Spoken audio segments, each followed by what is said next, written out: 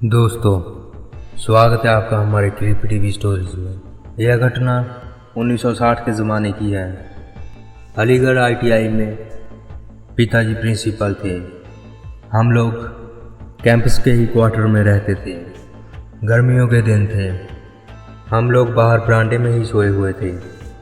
रात के करीब 1 बजे वॉचमैन ने मुझे जगाया और कहा, अपने पिताजी को बुलाओ। पिताजी अंदर आंगन में सोए हुए थे। वह बाहर आए तो वॉचमैन ने उन्हें बताया कि फैक्ट्री की मशीन चल रही है, उसकी आवाज़ यहाँ तक आ रही है। पिताजी ने उसे कहा कि वो 2-3 लोगों को साथ लेकर जाए और देखे कि वहाँ कोई है तो नहीं। थोड़ी देर बाद लौटने पर वॉचमैन ने बताया कि वहाँ कोई नहीं था, मशीनरी वहाँ अपने आप चल रही थी, वह उसे बंद करके आ रहा है। इतना कहकर वह अपनी ड्यूटी करने चला गया। अभी वॉचमैन ड्यूटी करने गया ही था कि मशीनरी दोबारा अपने आप फिर वापस चलने लगी।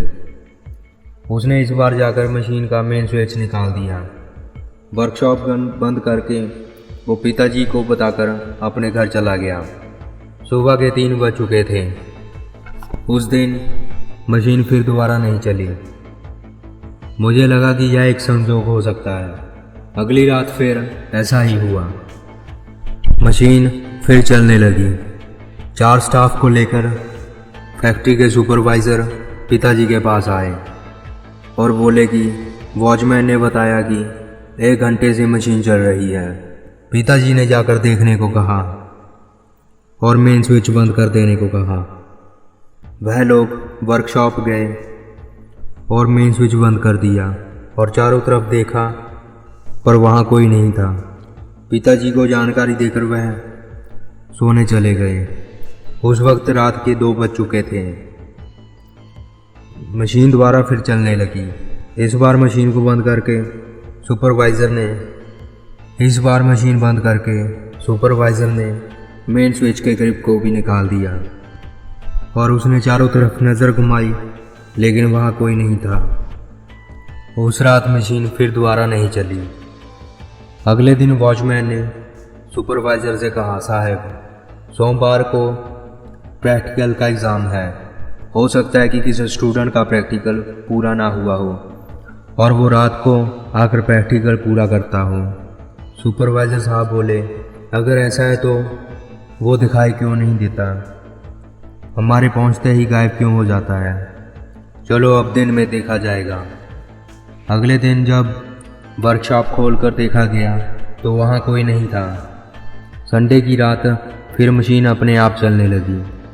सभी परेशान हो गए थे, आखिर ये हो क्या रहा है।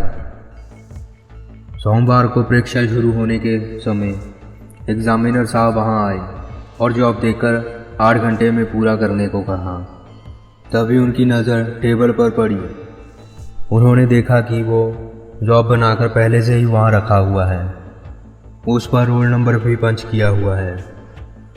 यह सब देखकर एग्जामिनर काफ़ी हैरान हुए और जब इंस्ट्रक्टर को बुलाकर पूछा गया तो उसने बताया कि ये रोल नंबर जिस लड़के का है उसकी मौत तो 3 महीने पहले ही बाइक एक्सीडेंट में हो चुकी है। यह बात जब पिताजी को पता चली तो वह बिल्कुल नहीं घबराए, बल्कि उन्होंने ये कहा कि उस पर नंबर दे दो, शायद उस लड़के की आत्मा को शांति मिल जाए। नंबर देकर उसे पास कर देने से उसकी आत्मा को शांति मिल जाएगी। एग्जामिनर ने बिल्कुल ऐसा ही किया और उसके बाद फिर कभी दोबारा मशीनरी अपने आप नहीं चली। हम 3 साल तक वहाँ रहे, लेकिन दोबारा वहाँ फिर ऐसी कोई घटना नहीं घटी। तो यह वीडियो कैसी लगी हमें कमेंट सेक्शन में ज़रूर बताइएगा। चैनल को सब्सक्राइब और नोटिफिकेशन बेल आइकन को दबाना ना भूलें।